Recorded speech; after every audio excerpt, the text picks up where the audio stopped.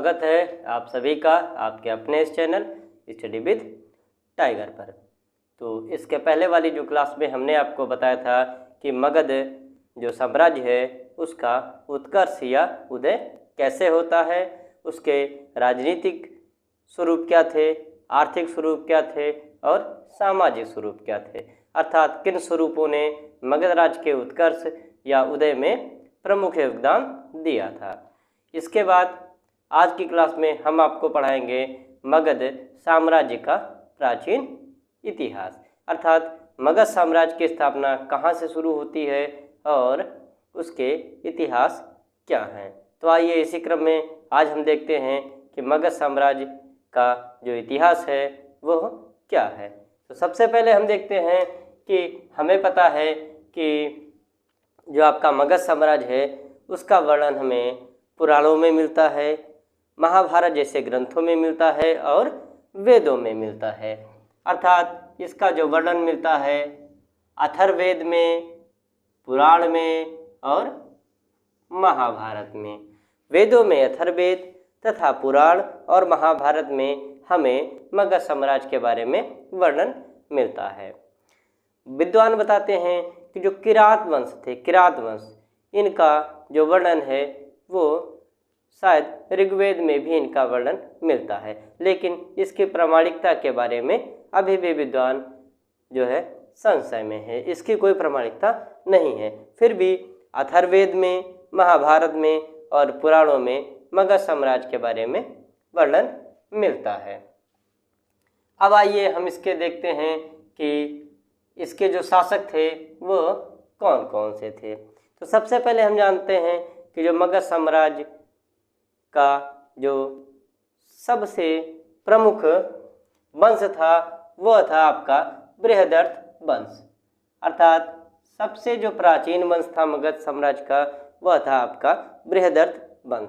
बृहदर्थ एक राजा का नाम था, उसी के नाम पे इस साम्राज्य का नाम पड़ता है बृहदर्थ वंश या बृहदर्थ साम्राज्य, अर्थात बृहदर्थ राजा के नाम पे उसकी जो वंशावलियाँ चलती हैं उसके नाम पे ही इस वंश का जो सबसे प्राचीन वंश है मगध का उसका नाम पड़ता है बृहदर्थ वंश। और बृहदर्थ जो था वो आपने महाभारत में सुना होगा कि जो जरासंध नाम का राजा होता था, जो कि बड़ा ही अत्याचारी एवं क्रूर राजा था, उसका यह पिता था। अर्थात बृहदर्थ के पुत्र का नाम जरासंध था, जो कि बहुत ही अत्याचारी एवं क्रूर शासक था। ये अंग के आसपास के जनपद का शासक हुआ करता था।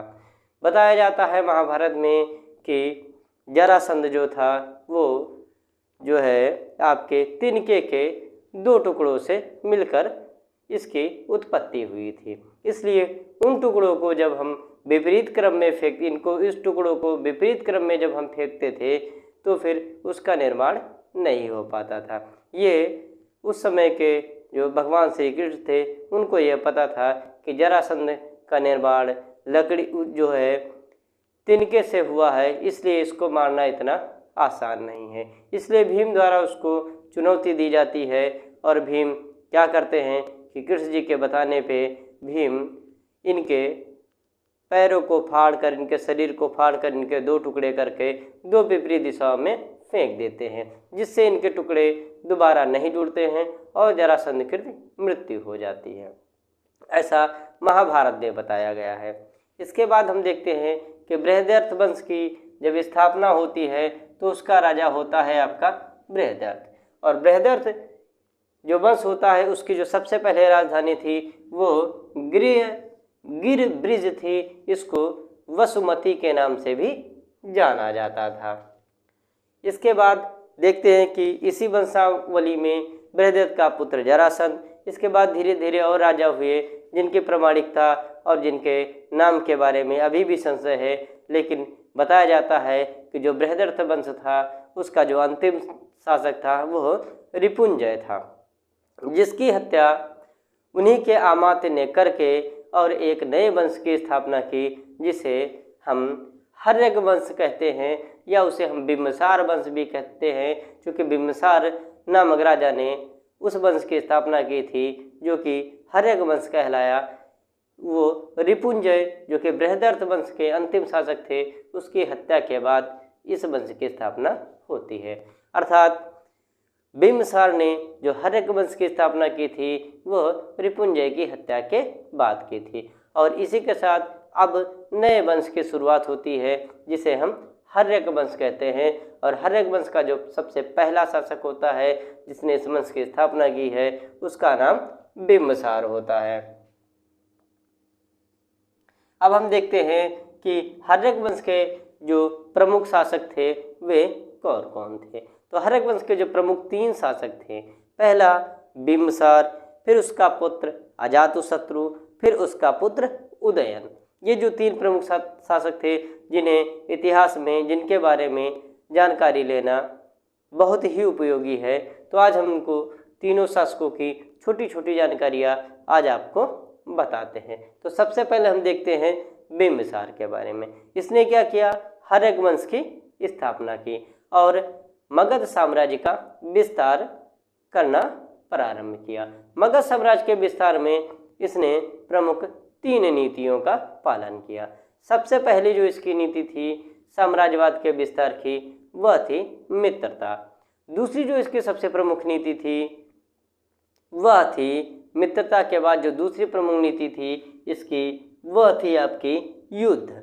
और जो तीसरी प्रमुख इसकी नीति थी वह थी वैवाहिक संबंध। और ये जो तीनों नीतियाँ थी साम्राज्यवाद के विस्तार के लिए, ये तीनों नीतियाँ थी।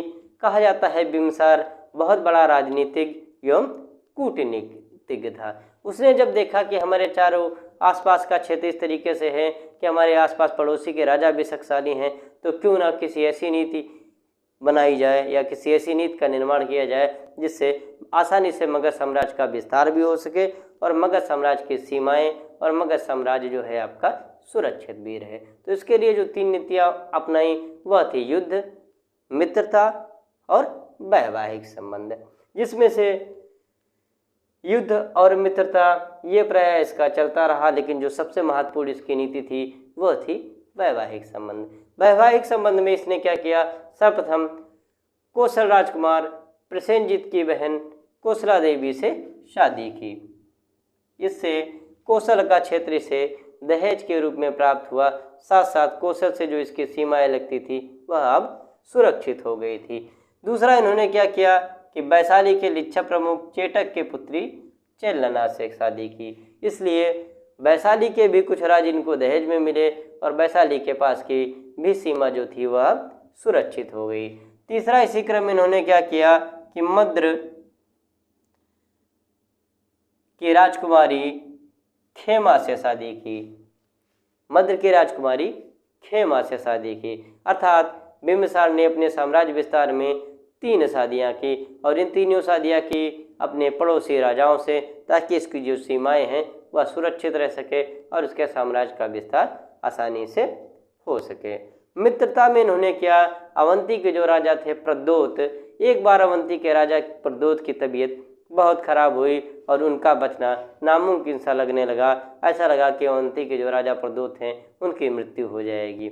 ये बिंबिसार के लिए बहुत बड़ा अवसर साबित हुआ और बिंबिसार ने अपने वैद्य जीवक को राजा प्रद्योत की सेवा करने के लिए, उसकी चिकित्सा करने के लिए अवंती राजा के पास भेज दिया। जीवक अवंती राजा के पास काफ़ी दिनों तक रहता है और उसकी चिकित्सीय सहायता करता है। अवंती राजा पुनः स्वस्थ हो जाता है और बिंबिसार से मित्रता स्थापित कर लेता है।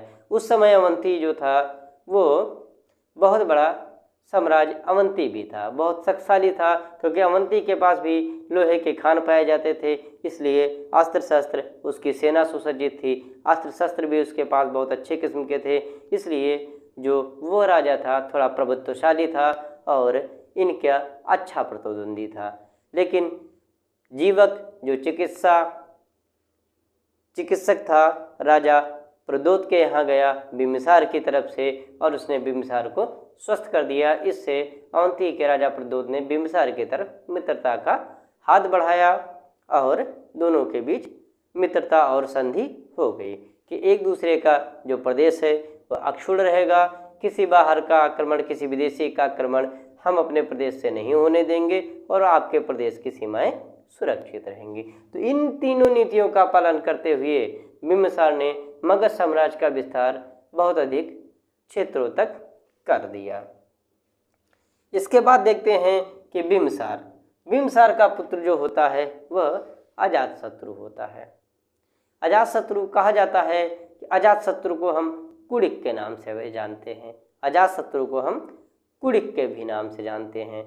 कुछ विद्वान बताते हैं, कुछ ग्रंथ बताते हैं कि अजातशत्रु ने अपने पिता बिंबिसार की हत्या कर राजगद्दी प्राप्त की, लेकिन इसकी प्रामाणिकता अभी भी संदिग्ध है। लेकिन इतना जरूर है कि अजातशत्रु कूटनीति के मामले में, राजनीति के मामले में अपने पिता बिंबिसार से और 4 कदम आगे था। उसने भी यही प्रमुख तीनों नीतियों का पालन किया: युद्ध, मित्रता एवं वैवाहिक संबंध। इसी नीतियों को क्रमशः आगे बढ़ाते हुए अजातशत्रु ने मगध की सीमाओं का विस्तार काफ़ी हद तक बढ़ा दिया था।